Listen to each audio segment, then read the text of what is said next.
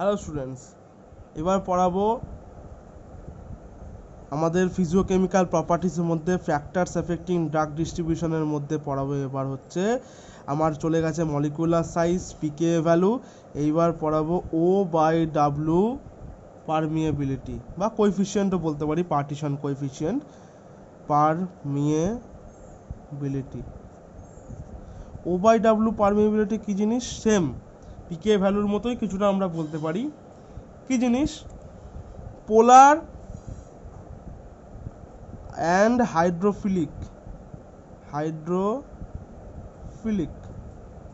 Drugs cell membrane cross করতে সময় লাগবে। সেল মেমব্রেন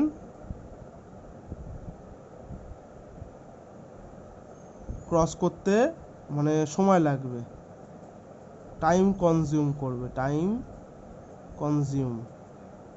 সেই জায়গায় যদি নন পোলার ড্রাগ হয় অ্যান্ড হাইড্রোফোবিক ড্রাগ হয়, এটা হাইড্রোফিলিক ছিল, হাইড্রোফোবিক ড্রাগ হয় যেটা জল পছন্দ করে না, হাইড্রোফিলিক মানে জল পছন্দ করে, সে কি করবে? সে সেল মেমব্রেন ফাস্ট পাস করে যাবে, মানে টাইমটা আমার কম লাগবে। ওকে, এইখানেই হচ্ছে জিনিসটা বোঝার জিনিস যে নন পোলার ড্রাগ আর হাইড্রোফিলিক ড্রাগ বেশিরভাগ হচ্ছে হয় আমার লিপোফিলিক লিপোফিলিক মানে অয়েল বা লিপিড লাভার, কিছুটা অয়েলও বলতে পারি আমরা, ঠিক আছে, লিপিড লাভার। তো ও বাই ডাব্লু পারমিয়েবিলিটি মানে হচ্ছে এখানে পার্টিশন কোএফিসিয়েন্টে বলা হচ্ছে লিপিড নেচারের যত ড্রাগ হবে, পোলার মলিকুল বেশিরভাগই হচ্ছে হাইড্রোফিলিক বা আয়োনাইজড ফর্ম থাকে, আর নন পোলার আর হাইড্রোফোবিক যেটা আছে সেটা বেশিরভাগই আনআয়োনাইজড ফর্মে থাকে বা লিপোফিলিক ফর্মে থাকে। এই জন্য ইজি পাস করবে, ইজি মানে খুবই ইজি পাস করে যাবে। এই জন্য ও বাই ডাব্লু পারমিয়েবিলিটি হচ্ছে এখানে বলেছে, বা ও বাই ডাব্লু অয়েল ইন ওয়াটার হচ্ছে কোএফিসিয়েন্ট, পার্টিশন কোএফিসিয়েন্টের কথা বলা হয়েছে। ওকে, এগুলো খুব ভালো করে মনে রাখো যে লিপয়েডাল ড্রাগ র্যাপিড পাস করবে, এগুলো খুব মনে রাখার জিনিস। ওকে, আর কি আছে? আর হচ্ছে আমাদের ফিজিওলজিক্যাল ব্যারিয়ার্স আছে, ফিজিওলজিক্যাল কিছু কিছু ব্যারিয়ার্স আছে যেগুলো আমরা পড়বো এখন পড়াবো ফিজিওলজিক্যাল ব্যারিয়ার,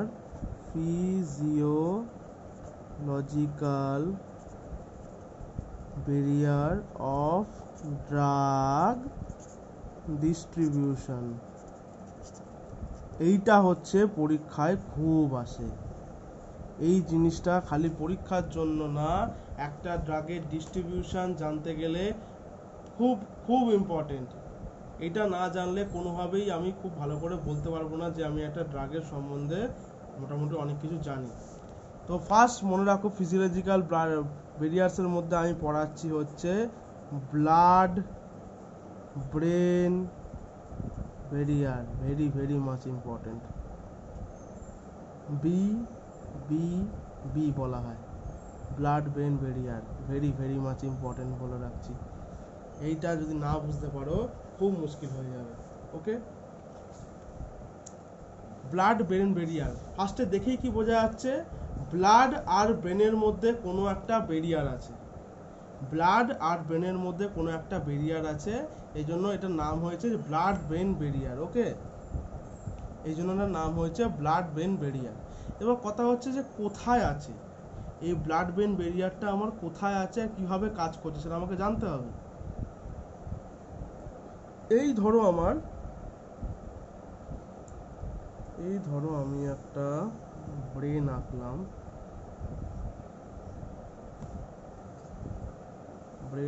এরকম একটা। ওকে, আর তার পাশ দিয়ে এটা ভালো কালি পড়ছে, ধরো এরকম একটা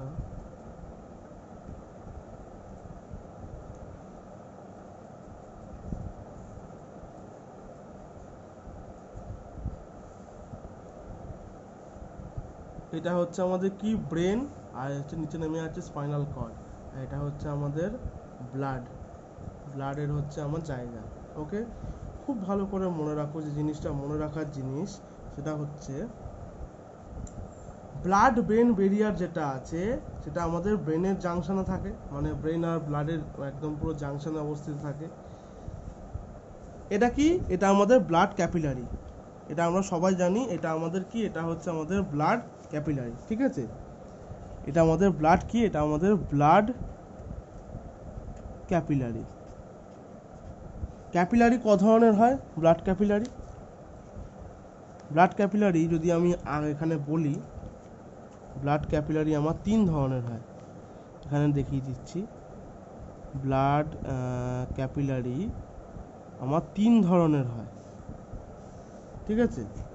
3 ধরনের ব্লাড ক্যাপিলারি। একটা হচ্ছে কন্টিনিউয়াস, একটা হচ্ছে ফেনেস্ট্রেটেড, আর একটা হচ্ছে সাইনোসয়েডাল ক্যাপিলারি। একটা হচ্ছে আমার কন্টিনিউয়াস,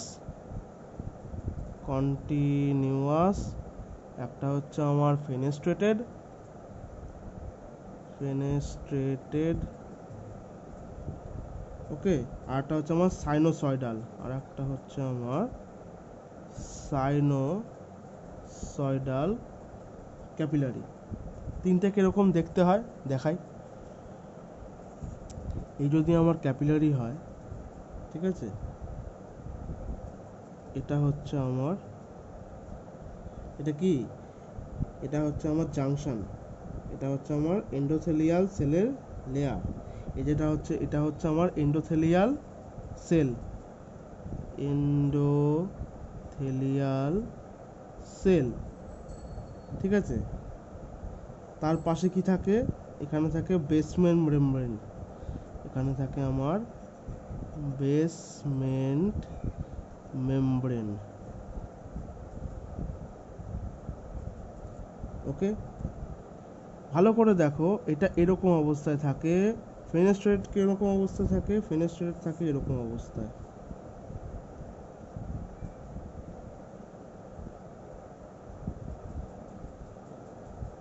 এটা হচ্ছে আমার এন্ডোথেলিয়াল সেল লেয়ার বলতে পারি। আর সাইনোসয়েডাল থাকে ব্রেকেজ অবস্থায়।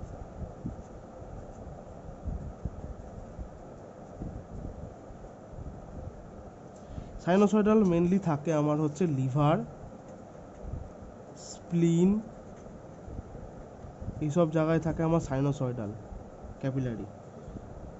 ফেনেস্ট্রেট কোথায় থাকে? ফেনেস্ট্রেটেড আর কন্টিনিউয়াস, এই দুটোই আমার হচ্ছে ব্রেনে থাকে।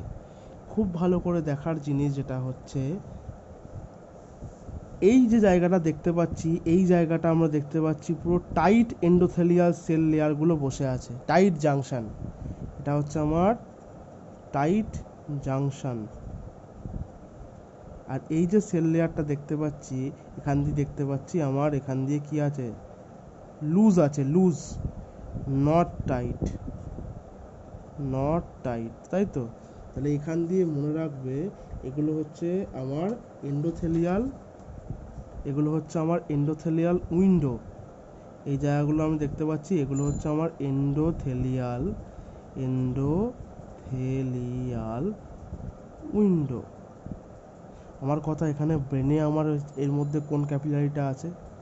ব্রেনে আমার কি বললাম, কন্টিনিউয়াসও আছে, ফেনেস্ট্রেটেডও আছে, কিন্তু স্পেসিফিক্যালি ব্লাড ব্রেন বেরিয়ার যেটা আমরা এখন পড়ছি, সেটাতে কেউ আছে? সেটাতে এইটা আছে। কেন? টাইট জাংশন অবভিয়াসলি দরকার। এইবার এখানে চলে আসি, এইবার এখানে আমরা বুঝবো যে কেন দরকার, কি জন্য দরকার, কি হলো না হলো, সব এভরিথিং সব বুঝবো। খুব ভালো করে এই জিনিসটা এবার সবাই দেখবে। এই জিনিসটা দেখার মতো জিনিস আছে, কেননা এইটা না দেখলে অনেক কিছু মিস করবে। আমার ব্লাডে কি আছে? ব্লাডের আমার এন্ডোথেলিয়াল সেল আছে, আমি এরকম করে আঁকছি, ঠিক আছে? ব্লাডে আমার কি আছে? এটা এন্ডোথেলিয়াল সেল আছে। আর সেলের গায়ে এইরকম হচ্ছে মোটামুটি আঠার মতো কিছু একটা লেগে আছে, চিপকে টাইপের আছে। কি জিনিস? খুব ভালো করে জিনিসগুলো দেখো, তবে বুঝতে পারবে, নাহলে কিন্তু বোঝা অসম্ভব। খুব ভালো করে জিনিসগুলো দেখো। আমার ফার্স্ট কি আছে? ফার্স্ট এই জায়গাটা দেখতে পাচ্ছি, এই জায়গাটা হচ্ছে আমার ব্লাড ক্যাপিলারির জায়গা। তাহলে এইটা আমার কি হয়ে গেল? এটা আমার এন্ডোথেলিয়াল সেল, এন্ডোথেলিয়াল সেল, ওকে, বা এন্ডোথেলিয়াম, ক্যাপিলারি এন্ডোথেলিয়াম আমরা বলতে পারি। চলে গেল। এরপরে কি আছে, এরপরে আমি বলেছি এইখানে যেমন কি, এইখানে আমি যেমন বলেছি এন্ডোথেলিয়ালের পরে বেসমেন্ট মেমব্রেন আছে, সেম এইখানে আমার কি আছে, এইখানে আমার বেসমেন্ট মেমব্রেন আছে, এখানে আমার কি আছে, এটা হচ্ছে আমার বেসমেন্ট মেমব্রেন আছে।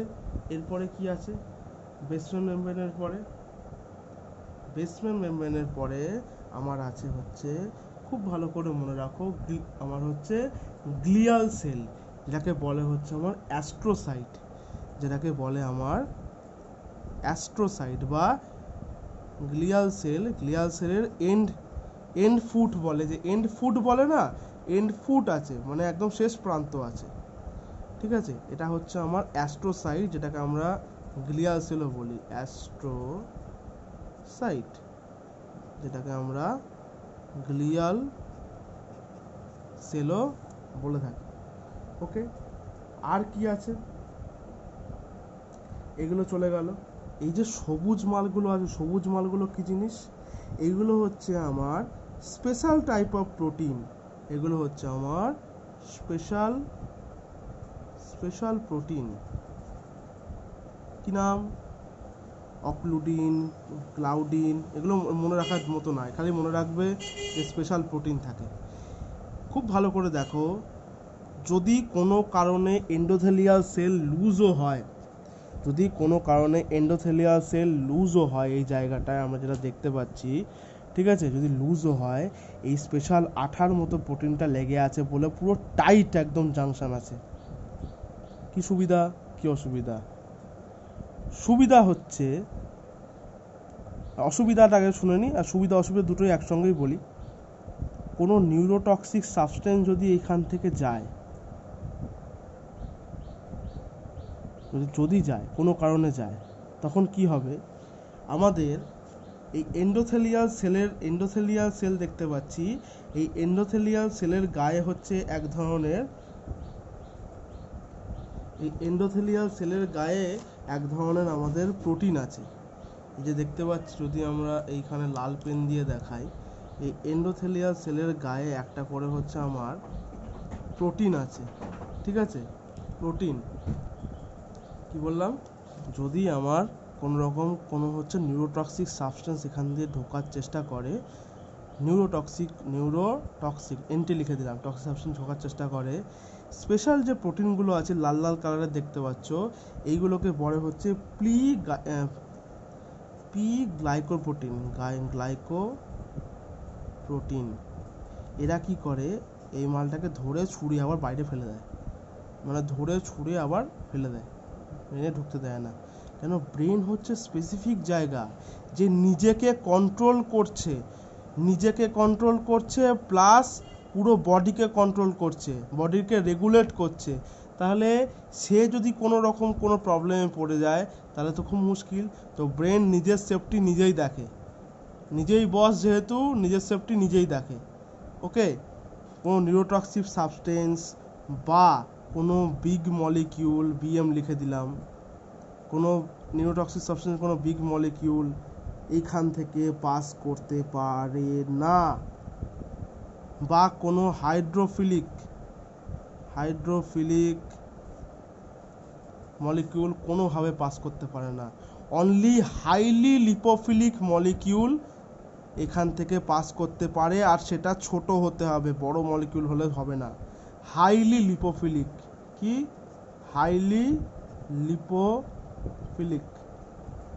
মলিকিউল থাকে।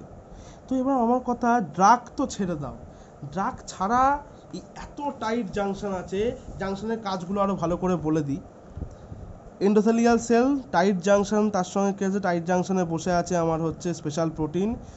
আচ্ছা, এন্ডোথেলিয়াল সেলের গায়ে বিভিন্ন রকম প্রোটিন আছে, তার মধ্যে গ্লাইকোপ্রোটিন, যেটা হচ্ছে প্রোটেকশন দেয়। আর কি আছে, বেসমেন্ট মেমব্রেন আছে, বেসমেন্ট মেমব্রেন ঢুকতে দেয় না, আরও স্পেশাল প্রোটেকশন।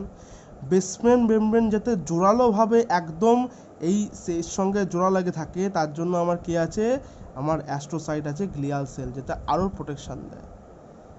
এরপরে আছে, এর পরের যে অংশটা আছে এই গ্লিয়াল সেলের পরে, সেটা হচ্ছে আমার ইসিএফ। ইসিএফ মানে extra cellular fluid of brain, extra cellular fluid of brain.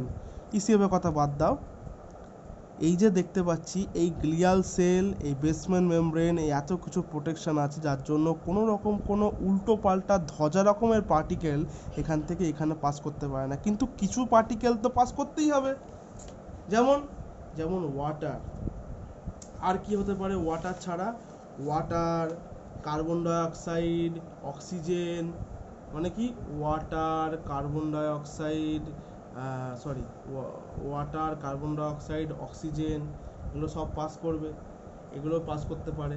আর কি পাস করতে পারে? গ্লুকোজ। আমার কথা, গ্লুকোজ তো বাবা বড় মলিকিউল, গ্লুকোজ তো ছোটোখাটো মলিকিউল না। আর গ্লুকোজ আর একটা প্রোটিনের সঙ্গেও বাইন্ড অবস্থাতে আসে। কি নাম তার প্রোটিনটার? ইনসুলিন। ইনসুলিনের রিসেপ্টারে বসে, ইনসুলিন হচ্ছে একটা কী বলবো এনজাইম বা প্রোটিনও বলতে পারি, ঠিক আছে, এর সঙ্গে বসে গ্লুকোজ আসে, এসে গ্লুকোজটা ঢুকবে কি করে? গ্লুকোজ ঢোকার জন্য আমার এই এন্ডোথেলিয়াল সেলে স্পেশাল রিসেপ্টার আছে, GLUT1, glucose like uptake transporter 1। এই গ্লুকোজ লাইক আপটেক ট্রান্সপোর্টার 1 কি করে? গ্লুকোজকে এন্ট্রি দেয়, গ্লুকোজকে এন্ট্রি দিয়ে দেয়, এন্ট্রি দিয়ে ভেতরে ঢুকিয়ে দেয়। কেন? ব্রেনে আমার যতক্ষণ ব্রেন আমার কাজ করছে সারাক্ষণ গ্লুকোজ চাই, কিন্তু গ্লুকোজ হয়ে গেছে মহা মুশকিল।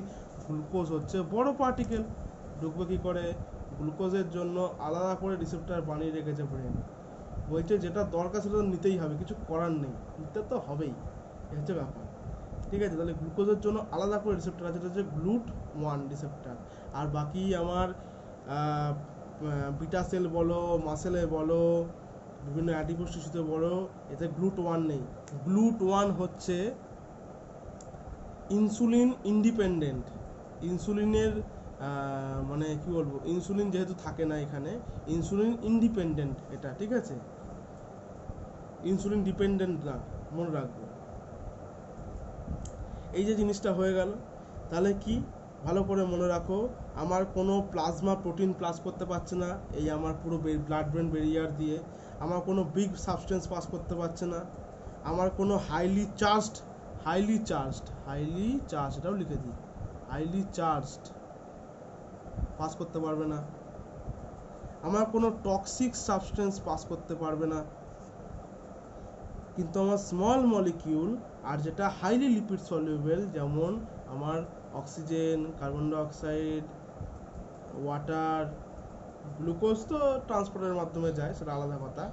আর ড্রাগ কি করে যাবে? ড্রাগও এই হাইলি লিপিড সলিউবেল ড্রাগ হলে তবে যায়, হাইলি লিপিড সলিউবেল, হাইলি না হলে হবে না।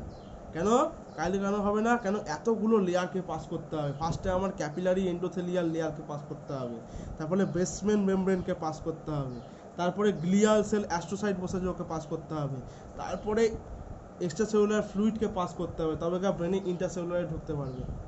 প্রচুর ঝামেলা। তাহলে হাইলি লিপিড সলিউবল ড্রাগ ছাড়া যাওয়া অসম্ভব, যাওয়া নেক্সট টু ইম্পসিবল জিনিস। এই জিনিসগুলো খুব ভালো করে মনে রাখবে। একমাত্র ব্রেনেই কন্টিনিউয়াস ক্যাপিলারি থাকে, মানে এই ক্যাপিলারিটা থাকে যেটা হচ্ছে আমার কন্টিনিউয়াস, আর ফেনেস্ট্রেটও থাকে, ফেনেস্ট্রেটটা পরে বলছি। কন্টিনিউয়াস ক্যাপিলারি থাকে, যে কন্টিনিউয়াস ক্যাপিলারিটা কি করতে পারে?